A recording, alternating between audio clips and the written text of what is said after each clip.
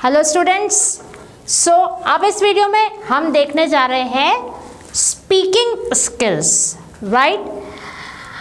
क्या हम बहुत अच्छी तरीके से बोल पाते हैं? ऐसे तो हम दिन भर कुछ ना कुछ बोला करते हैं, पर जिस जगह पर हमें क्या बोलना है, कभी कभी वो घबराहट के कारण हम बोल नहीं पाते। कैसी घबराहट, कौन सी घबराहट की बात कर रहे हैं हम?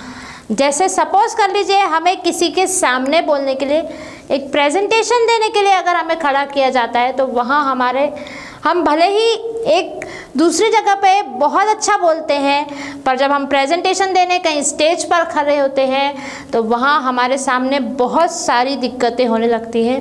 तो ये स्पीकिंग में जो दिक्कतें आ रही हैं, वो क्या कारण है इन स्पीकिंग एबिलिटीज़ में? तो क्या हमारी लैंग्वेज प्रॉपर नहीं है? क्या हमारा लैंग्वेज पे कमांड नहीं है? क्या हमारा प्रोनाउंसिएशन प्रॉपर नहीं है? हमें इन सब चीज़ों पे थोड़ा सा कंसंट्रेट करना पड़ेगा। उसके साथ सबसे बड़ी चीज़ है स्पीकिंग में, that is our confidence level, आत्मविश्वास। सब कुछ आता है, पर अगर आत्मविश्वास नहीं है, अपनी आत्मा पे हमें अगर विश्वास नहीं है, तो it is very difficult to speak in front of anyone.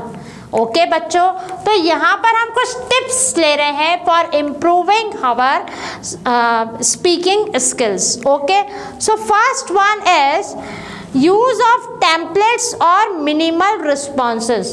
देखिए, इसका मतलब ये होता है कुछ मानक बन जाते हैं, कुछ अजम्पशंस बन जाते हैं। जैसे सपोज करिए कि ये चीज़ें सीखने योग्य होती है। जैसे हमारे घर कोई आता है तो हम उनका अभिवादन करते हैं, आइए बैठिए। मतलब कुछ पर्टिकुलर चीज़ें हमारी बनी हुई है कि कब कहाँ कैसा व्यवहार करना और क्या बोलना है, राइट। तो उन चीज़ों को हम एक्सपीरियंस लेके, ऑब्जर्व करके हम इसको सीख सकते हैं, राइट। मतलब कुछ पर्टिकुलर चीज़ें हैं, जैसे हम किसी टीचर से मिलते हैं तो उन्हें विश करते हैं, good morning ma'am, good morning sir.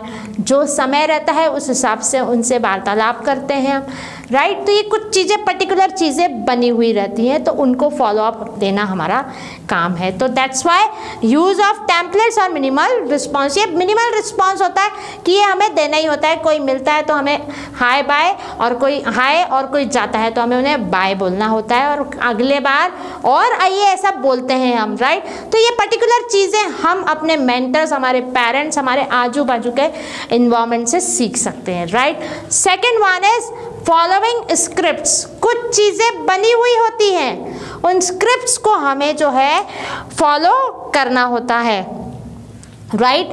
तो स्क्रिप्ट्स मतलब आपने पढ़ा होगा, ये सुना होगा कि ये फिल्म है, इसकी ये स्क्रिप्ट है। मतलब उस स्क्रिप्ट में सब लिखा होता है कि इसके बाद ये डायलॉग्स बोलने के हैं, राइट। तो हमें भी जब कुछ चीज़ें ऐसे फॉलो अप देनी है कि कहाँ कब क्या बोलना है।